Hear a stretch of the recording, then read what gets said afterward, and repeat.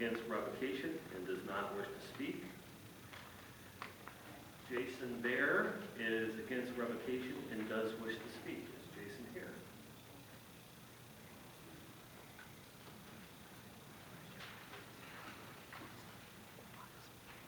Good evening. Hi, Mayor, Council President, hi guys, hello. I'm from Lincoln Park. I serve on the City Council of Lincoln Park. I do know our own police department, they do call ChristNet when they have to deal with the homeless and they need to find a place for them to go. They are the closest one to Lincoln Park. We do have it as a line item in our annual CDBG grant that we give them money for them providing a very needed service for us. There's far too few homeless shelters in the downriver area. It's a really big shame that COVID took a great toll on the other places that didn't make it. You know, Lincoln Park, like other cities, we have a whole conglomerate of nonprofits, churches, etc., that try to service the underprivileged and the homeless, and the resources are for too few. It's very difficult for those organizations to find official standing in a municipality setting. That's a difficult issue. There are no easy answers, but as elected officials, it is our duty to try to take on difficult issues like this. I would certainly hope that Taylor could find a way to try to work with ChristNet to try to come up with alternative solutions that allow them to remain open. I'm very thankful for all the church congregations I have in Lincoln Park, for all the good work that's done. Somebody mentioned Blessed Hope, their food pantry and soup kitchen. You know, they feed hundreds on a daily basis. You know, we have St. Michael's All Angels with a blessing box for food that community members donate to it. Anyone can walk up there and take what they need. So I hope there can be a resolution that will let this service that's been there for 30 years remain, because the homeless crisis that so many communities are facing, they need more resources and not less. So, thank you.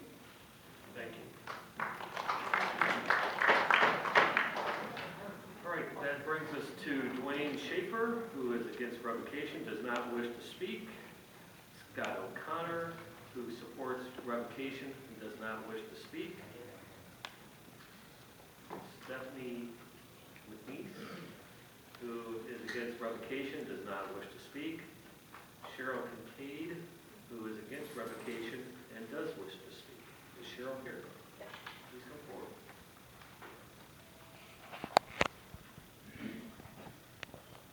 Good evening, Council. Good evening, Mayor. My name is Cheryl Kincaid. I grew up in Taylor and graduated from Taylor Center High School in 1978. I have 3 brothers. We enjoyed a comfortable, loved family life in Taylor. We wanted for nothing. It was what you would consider a very normal upbringing with loving parents. Despite this, my older brother Dennis struggled with depression for much of his adult life. Things took a definite turn for the worse in 1987 with the deaths of our father and beloved uncle. 12 years later, we lost our mother. Dennis never dealt with these losses well, and after the death of my mother, spiraled farther into depression and hopelessness. He enjoyed a comfortable life as a draftsman until his boss, who was like a father figure to him, retired. Unable to cope, he ultimately walked away from his apartment and began living in his car. I tried through resources to get intervention. I explained his situation to Adult Protective Services and was told that as long as he was not harming others, there was nothing they could do. I attempted to keep tabs on him as best I could, but soon he simply abandoned his car at the appearance of one of his close friends, and he was gone. I would drive around the city trying to get a glimpse, but never got one. I had heard there was a tent city by the Target store and would circle around there, but never saw him. He was simply gone. One day after church, I was approached by a woman I had known most of my life, who I found out later was involved in the fledgling days of ChristNet. She asked me if I had any idea where Dennis was, and when I told her my story, she let me know he was homeless, often seen in Heritage Park. At that point, I would go to Heritage Park, driving around and even going in any unlocked bathrooms I could, but never found him. One Sunday afternoon, there was a knock on my door at home, and Dennis was there. He looked so much different than when I had last seen him some time back, but he looked at peace. He then told me over the course of several visits what he had been going through. When Dennis realized that death simply was not going to come to him as easy as he thought it would, he got a wake-up call and found his way to ChristNet. From there, he worked tirelessly at the center. He told me he was so grateful for what they did for him, he would never be able to pay that gratitude enough. He was a happier person, often sharing stories with me of the day-to-day activities at the center. He came back to the family, although his unwavering devotion to his responsibilities at ChristNet came before family get-togethers, and I respected that. My children learned at a very young age about homelessness and its effect on people. They have served in soup kitchens, they have served lunch to ChristNet guests. My son has spent overnights with me at St. Paul Church during the week that St. Paul has hosted overnight ChristNet guests.